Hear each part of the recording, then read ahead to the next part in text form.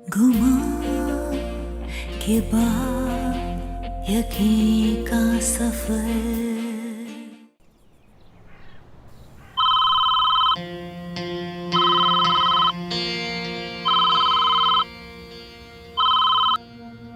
Hello जी, वो आराम कर रहे हैं। आप मुझे बता दीजिए क्या बात है। क्या कह रहे हैं आप? कौन है आप? क्यों ऐसा कह रहे हैं आप? क्या हुआ? मामा दे दे। हेलो, हाँ सुनियार बोल रहा हूँ, क्या बात है?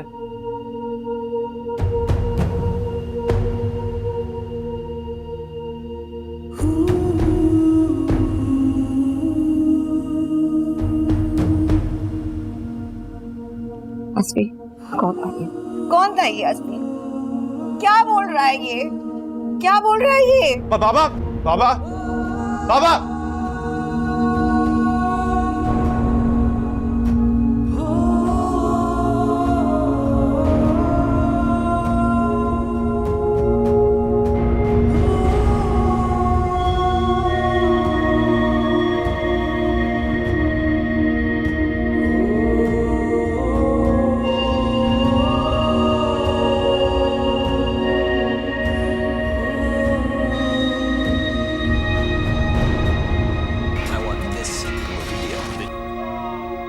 नाज़रीन, अफसोसनाक खबर से आपको आगाह करते हैं। नूरी गैंग रेप केस में बैनुल-अक़वामी शोहरत पाने वाले बैरिस्टर दानियाल उस्मान अली ने खुदकुशी कर ली है। वो आज सुबह अपने दफ्तर में अपने रिवॉल्वर के साथ मुर्दा हालत में पाए गए। पुलिस ने तफ्तीश का आगाज कर दिया है। इस वक्त हमारे नुमाइंदे अकबर अब्बासी हमारे साथ मौजूद हैं। जी अकबर, ये बताएं कि जाय वक़ुआ पर आप क्या सूरत हाल देख रहे हैं? जी नाज़रीन, मैं इस वक्त बैरिस्टर दानियाल के ऑफिस के बाहर जाय वक़ूअ पर मौजूद हूँ और पुलिस के शवाहिद के मुताबिक जो रिवाल्वर जाय वक़ूअ पर मिली है वो बैरिस्टर दानियाल की ही है। और इससे बात ये साबित होती है कि जो गोली चलाई गई है वो भी उसी से चलाई गई है और गोली जो है बहुत नज़दीक से चलाई गई है। और मौत से कबल बैरिस्टर दानियाल ने अपने लैपटॉप पर एक नोट भी जारी किया है जिसमें अपनी सेक्रेटरी के साथ उरूज जो थी उनका नाम, उसके साथ जो ज्यादती हुई है उसका एतराफ़ भी किया है और सबसे माफ़ी भी मांगी है उन्होंने। और नूरी, ये सब क्या हो गया?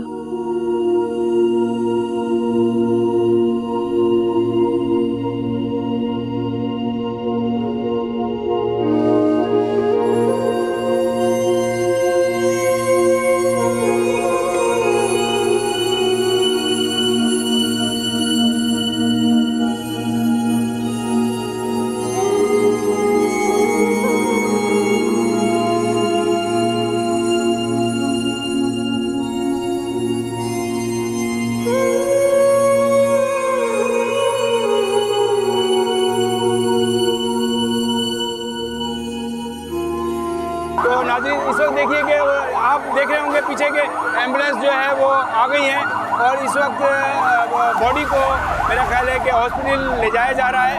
और नाज़रीन, मेरा ख्याल है कि बैरिस्टर उस्मान भी इस वक्त जो है वो तशरीफ़ लाने वाले हैं और बैरिस्टर उस्मान जो है वो मेरा ख्याल है आ रहे हैं। और नाज़रीन, हम उनसे भी सवाल करेंगे कि आखिर ये वाक़या क्या है, उनसे मालूमात करेंगे नाज़रीन। और देखते हैं कि नाज़रीन वो इस वक्त बैरिस्टर उस्मान जो है वो आ गए हैं। आइए नाज़रीन, हम देखते हैं कि बैरिस्टर उस्मान इस बारे में क्या कहते हैं और नाज़रीन हम उनसे बात करते हैं। सर आप हमें बताएंगे? Sir please sir.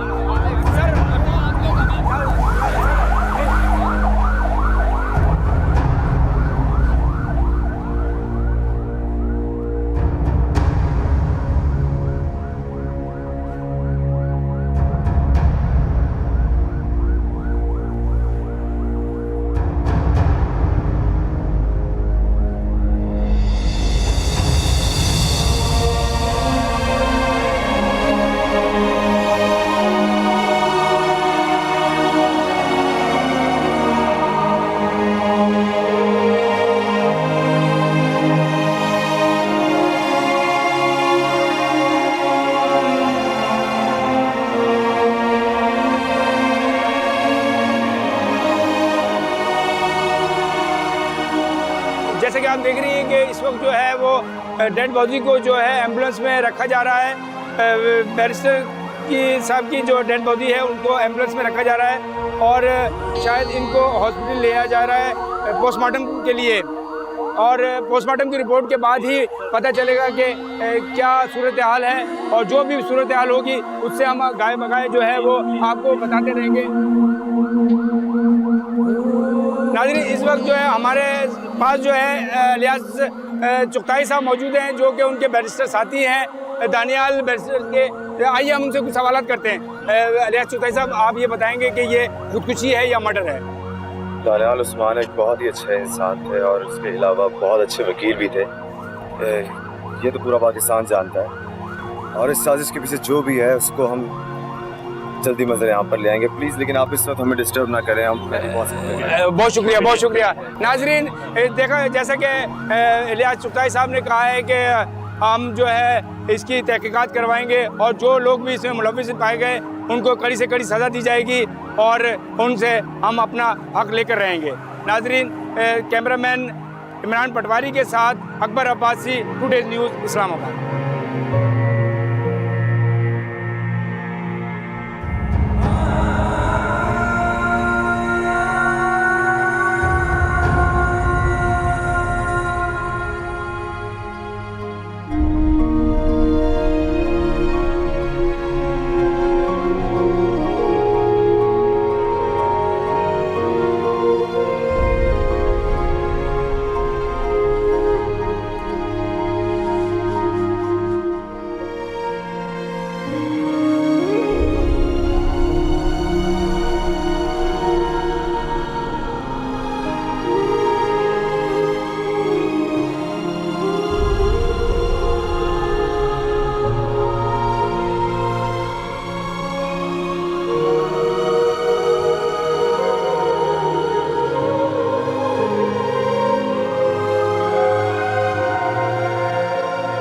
अरे साईं, आपका खाते हैं तो आपका ही गाएंगे ना।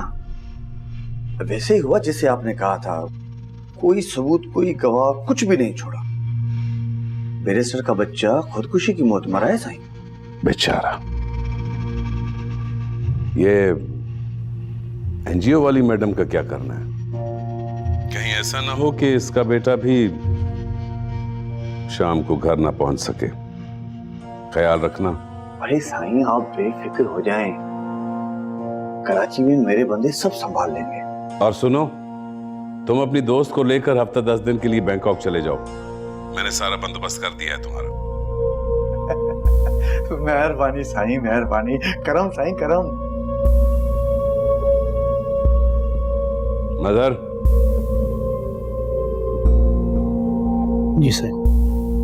इस्लामाबाद की मेरी फ्लाइट बुक कराओ और पता करो कि बैरिस्टर दानियाल का जनाजा किस वक्त है।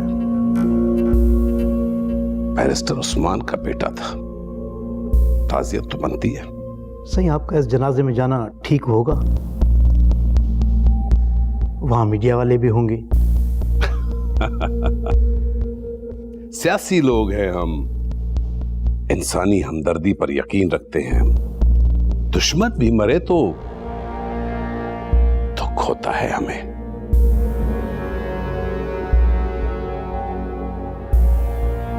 होता है दुख।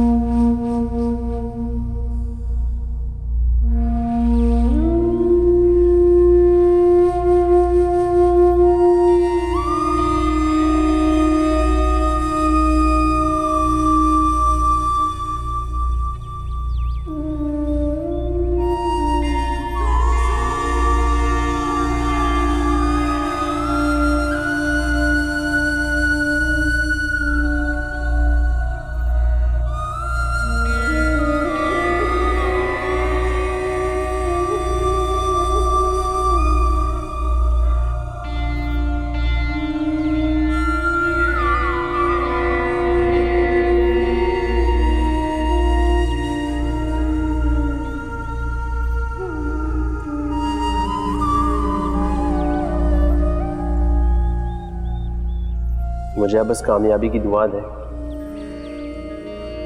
मुझे सच का साथ देने से प्लीज ना रोकें।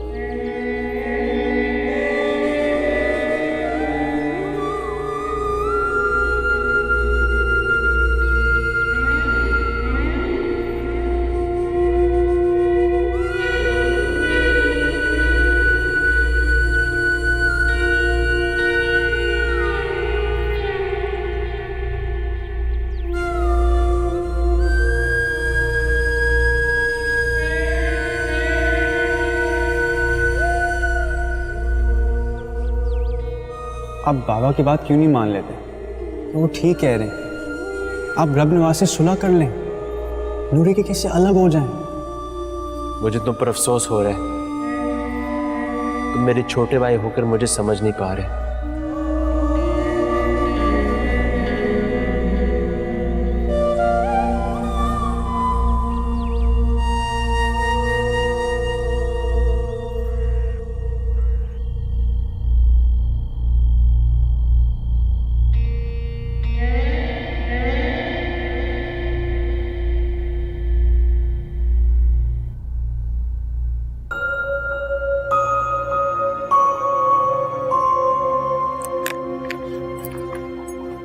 बेटा, इनको रेस्ट की ज़रूरत है और जितना इनको आराम करवाएंगे आप उतना बेहतर होगा इनके लिए। मैं कुछ मेडिसिन लिख के देती हूँ आपको, आप उसको इनको दें और इनको जितना आराम करवा सकते हैं इनको आराम करवाइए।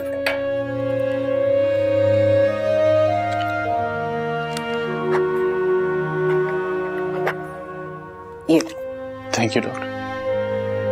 कोई ज़रूरत हो तो आप मुझे कॉल कर सकते हैं। ख्याल रखिए। Thank you. जी बाय।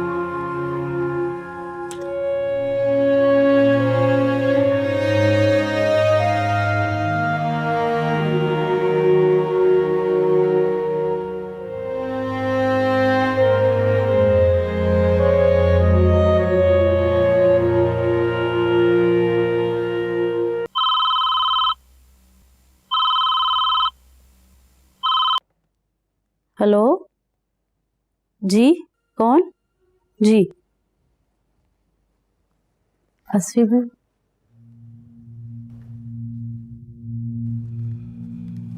हेलो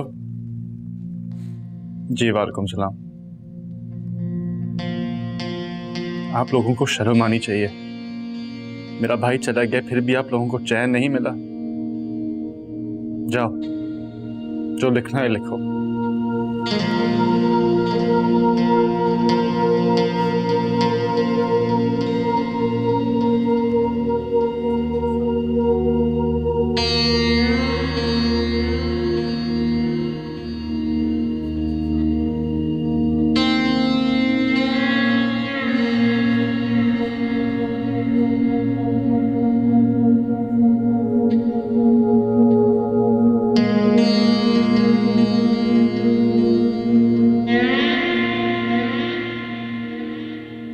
शादी के पहले साल अपनी बीवी की सालगिरह भूल गया। तुम सोच रही होगी 20-25 साल बाद होते हैं क्या होगा। 20-25 साल बाद भी यही होना है। आप मेरी बर्थडे भूल जाएंगे और यही मासूम शक्ल बना के मेरे सामने बैठ के मुझसे माफी मांगेंगे और फिर मैं माफ कर दूंगी। मैं तुम्हारे लिए गिफ्ट नहीं ला सकता, लेकिन तुम्हें आज मैं सबसे फेवरेट और लकी चीज दूंगा। मामा ने कुछ साल पहले मैंने लकी स्टोन पता किया था, मैं जाके ये रिंग बनवाई थी। शायद मैं उस वक्त बीमार था। अब मैं तुम्हें देना चाह रहा हूँ। लेकिन मैंने तो आपके हाथों में इस रिंग को कभी नहीं देखा। हाँ, पहनता तो नहीं हूँ, लेकिन मेरे पास हमेशा होती है।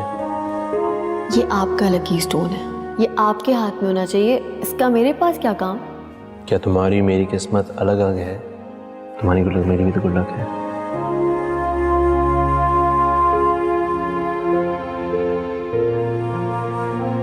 अच्छा ये बताओ कि जब हमारी भी 30th वेडिंग एनिवर्सरी हुई मामा की तरह, तो हमारी लाइफ में क्या चेंजेस आ चुके हैं? हम बूढ़े हो चुके होंगे। बूढ़े हो हमारे दुश्मन, तब भी जवान खूबसूरत होंगे।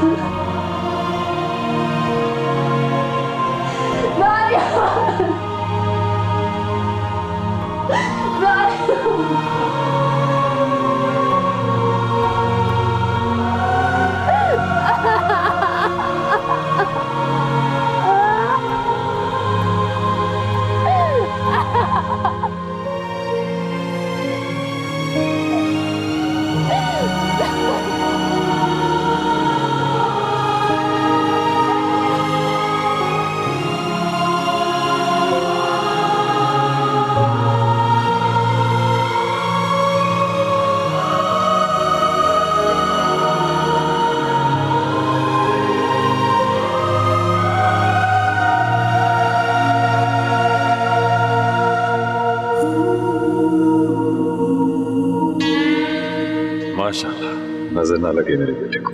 सो प्राउड ऑफ यू, मेरा गुरूर, मेरा फख्र दानिया। मैं तुम में अपने आप को देखता हूँ।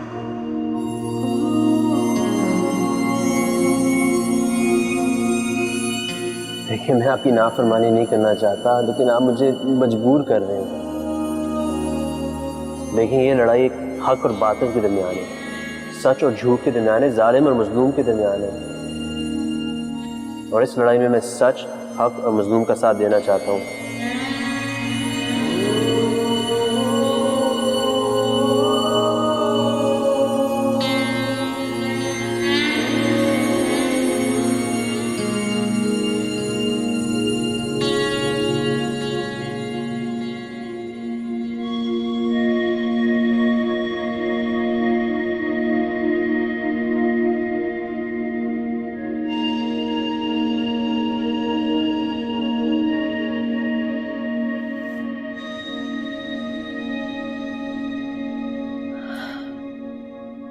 ठीक हो?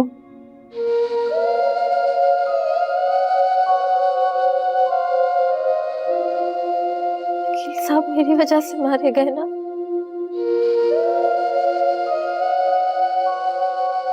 इतने बहादुर थे अदी, वो खुदकुशी कर ही नहीं सकते। दानियाल साहब वाकई फरिश्ता सिफ्त इंसान थे। उनकी मौत हम सब के लिए बहुत बड़ा सानिया है।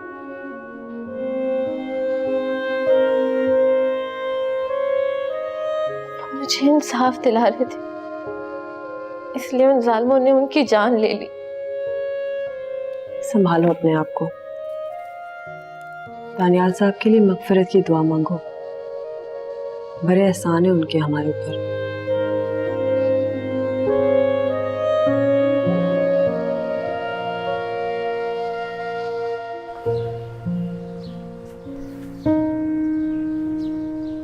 चलना नहीं है क्या? कहाँ? सोयम पे। मैंने उसके जनाजे में शिरकत कर ली, बस यही काफ़ी है।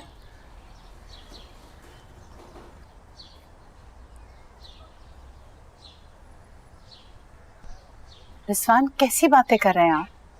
आपका सगा भतीजा था, आपका खून था, के ऊपर इतनी बड़ी क़यामत गुजर गई और इस दुख की घड़ी में हमें उनका साथ देना चाहिए। खानदान और खूनी रिश्तों पर लेक्चर देने मत बैठो।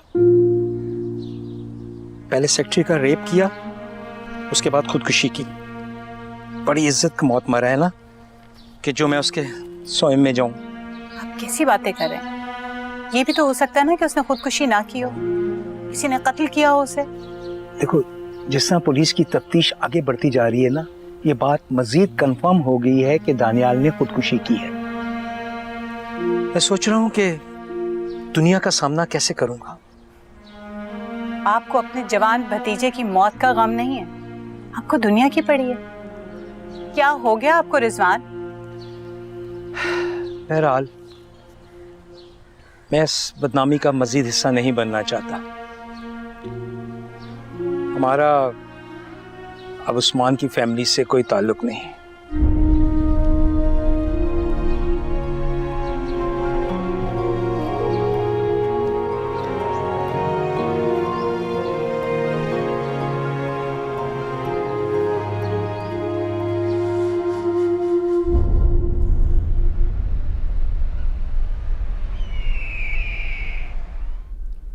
नूरी, मैंने तुम्हारे घर वालों का पता लगवा लिया है। तुम्हारी खाला के गांव गए हैं। अगर तुम कहती हो तो मैं खुद तुम्हें वहां छोड़ दूंगी। लतीफ बख्तावर से बात करूंगी, अपना लेंगे तुम्हें फिर से। आप मेरा साथ छोड़ रही हैं? आपने तो बहुत बड़े दावे किए थे, मुझे इंसाफ दिलाएंगी।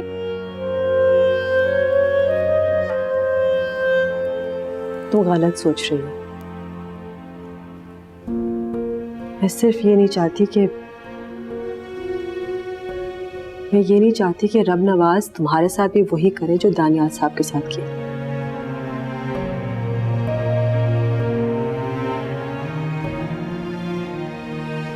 आप सच सच क्यों नहीं बोलती? आपको मेरी नहीं अपनी जान की फिक्र है। आप सब झूठ बोलते हैं, सब झूठ बोलते हैं। आप सिर्फ एक वकील साहब सच बोलते थे, इसलिए वो मारे गए। मुझे किसी की मदद की जरूरत नहीं है, ना आपकी ना कानून की, किसी की भी नहीं। मैं अपना इंसाफ खुद लूंगी, मैं सब कुछ खुद कर लूंगी।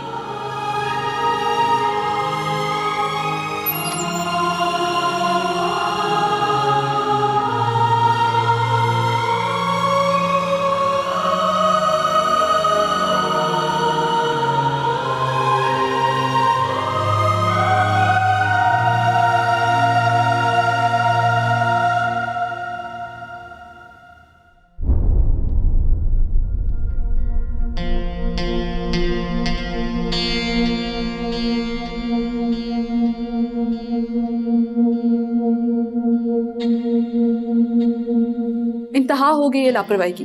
वो तो ग्रिल में लटका हुआ था, अगर गिर जाता तो कौन जिम्मेदार था? तुम्हारे पास रख के गई थी, मैं थोड़ा सा तो देख लेती।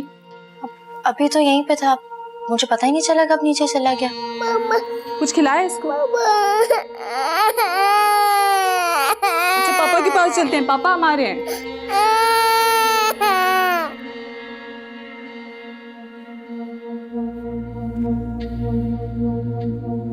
आइंदा आपने मुझे किसी तकलीफ में जाने का नहीं बोलना। तंग आ गई हूँ, जो बंदा होते जुबिया जुबिया जुबिया जुबिया, कैसे भागी, कहाँ भागी, किसके साथ भागी। और आपको पता है इफत पुप्पो ने तो ढके छुपे अल्फाज में आपको और अभी को बेगैरत तक बोल दिया। पता है क्या कह रही थी? वो कह रही थी कि खलील का हौसला तो देखो, घर से कोर्ट मैरिज के लिए भागी हुई लड़की को दोबारा घर में लाके बिठा दिया, फिर से एडमिशन दिलवा दिया ताकि नए गुल खिला सके। इसीलिए मैं तुमसे कहता हूँ कि ये घर छोड़ के निकल जाते हैं, मगर तुम्हें तो मेरी कोई बात समझ में नहीं आती।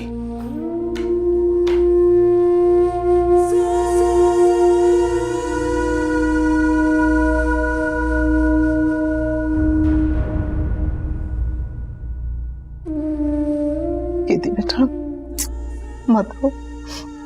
मत रो बेटा, हलकान हो जाओगे इस तरह तो। तुम कुछ तो खा लो, तुम अपनी सेहत का कुछ तो ख्याल रखो। मामा कैसे हो गया? मेरा जान कैसे हो गया मेरा बेटा? मामा मुझे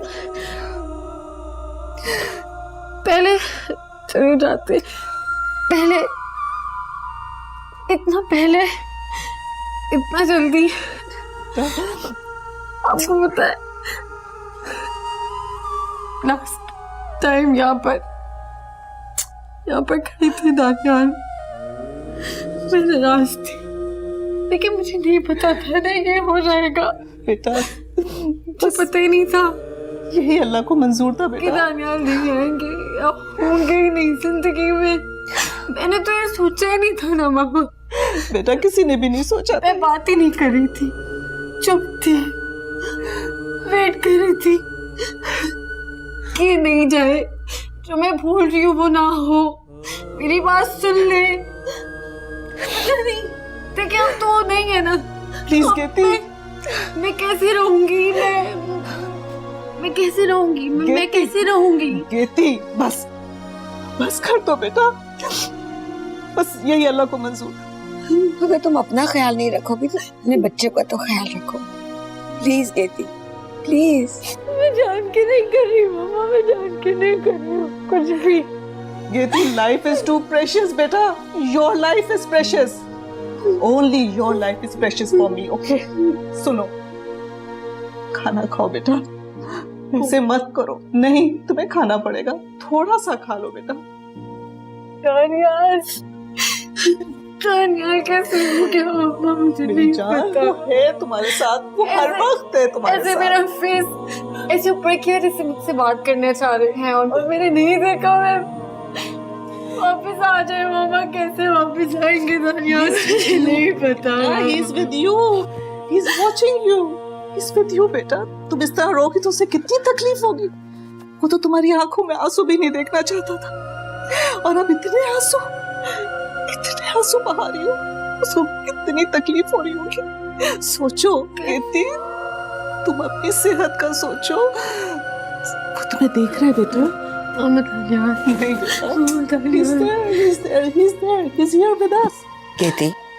गेती, सुनो, देखो अगर तुम अपना ख्याल नहीं करोगे तो तुम्हारे होने वाले बच्चे का क्या होगा? ऐसे थोड़ी होता है गेती। जान प्लीज कहती मत, तो मुझे मैंने बात ही नहीं की, दानियाल ने बात ही नहीं की।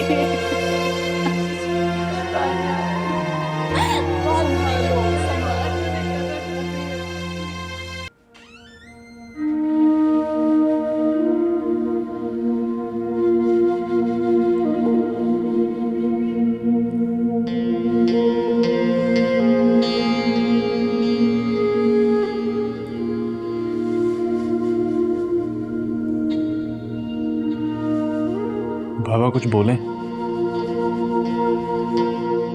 इतने दिनों से आप अपने कमरे में बंद बैठे हैं।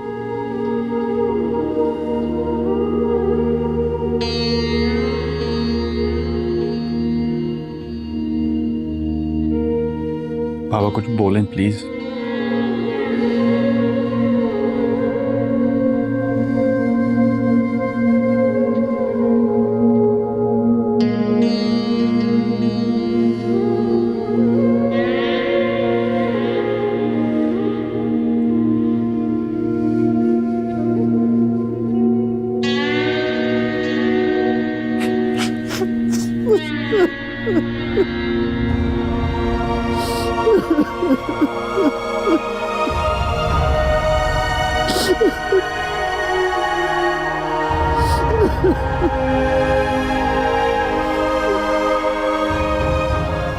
हमें तो खुशियां रास ही नहीं आती।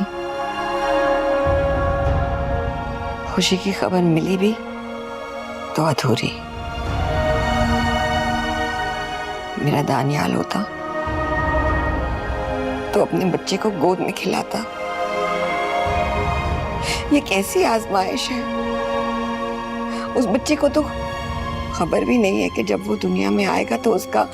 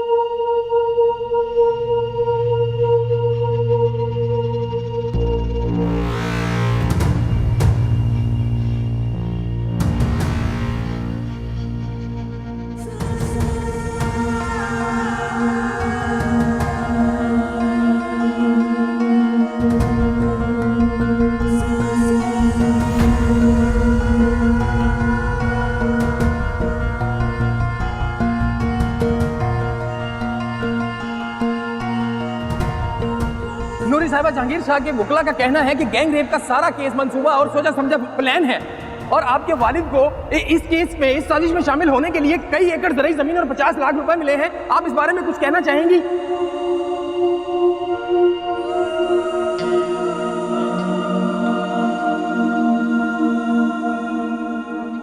ये आपके लिए। ये क्या है वकील साहब? ये किताबें हैं। मुझे पता है आप सेंटर में बोर होती रहती हैं, तो पढ़ लीजिएगा। शुक्रिया वकील साहब। नहीं, शुक्रिया करने की ज़रूरत नहीं है। देखें, इंशाल्लाह हम ये केस जीत जाएंगे और आपको अपनी आगे वाली ज़िंदगी के बारे में सोचना है। फिर मेरा आपसे वादा है, मैं उन तीनों को इतनी इबरतनाक सज़ा दिलाऊंगा अदालत से कि फिर कोई रईसज़ादा किसी और नूरी की तरफ आंख उठाने की कभी हिम्मत नहीं करेगा। देखिए, अगर हम इंसाफ लेने निकले हैं तो थोड़ा बहादुर तो हमें बनना पड़ेगा ना।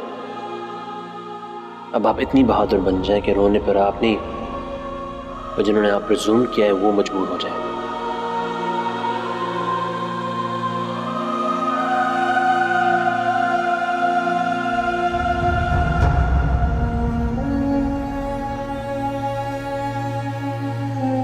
तुम्हें खुशी होनी चाहिए, प्राइड फील करना चाहिए कि तुम्हारा भाई इतना हाई प्रोफाइल केस लड़ रहा है। फिक्र मत करो छोटू, मैं बिल्कुल ठीक हूँ। जिंदगी में इस तरह के ऑब्स्टिकल्स आते हैं, you have to be brave, okay? तुम्हारी रिस्पॉन्सिबिलिटी है। मामा कीर्ति को संभालने की।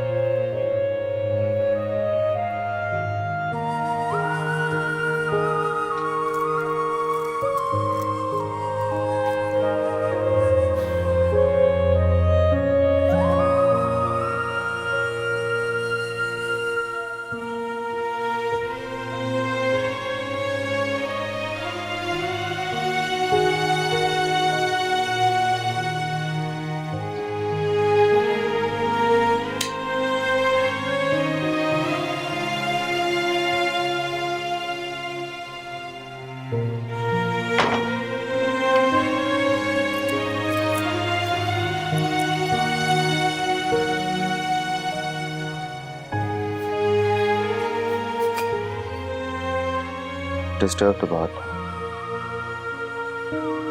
उसे खुद भी एहसास था कि उसकी जान खतरे में है, इसीलिए उसने अपने पास रिवॉल्वर रखना शुरू किया था। भैया मुझे हमेशा छोटू कहते थे और समझते रहे। कुछ समझ नहीं आ रहा कि क्या करें। पुलिस तफ्तीश हर हवाले से ये कंफर्म कर रही है कि दानियाल की मौत खुदकुशी थी। हमें तो ये भी नहीं मालूम कि जमानत पर रिहा होने के बाद दानियाल सारा दिन रात किसके साथ था, क्या कर रहा था। तुम कह रहे हो कि रात को जब वो घर आया तो बहुत पुरजोश था, जैसे उसको अपने मुजरिमों के खिलाफ कोई सबूत मिल गया हो।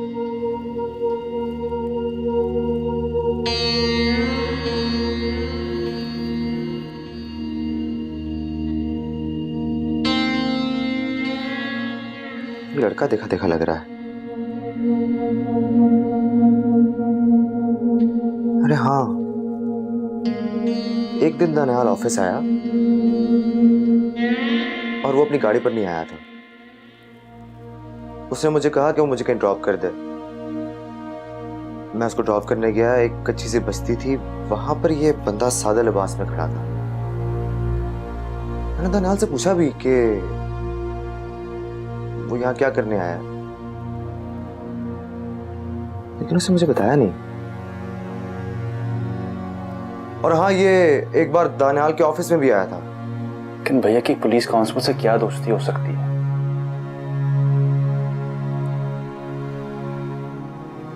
ये तो कुछ नहीं कह सकता, लेकिन हमें इससे मिलके अंदाजा हो सकता है। मुझे लग रहा है हमें इस पुलिस कांस्टेबल से मिलना चाहिए। पता नहीं क्यों, लेकिन मुझे फील हो रहा है कि उसके पास यकीनन हमारे मतलब की कोई खबर होगी।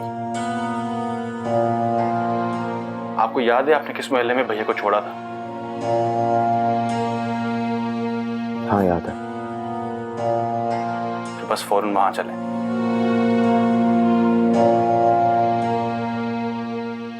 गुमान के बाद यकीन का सफर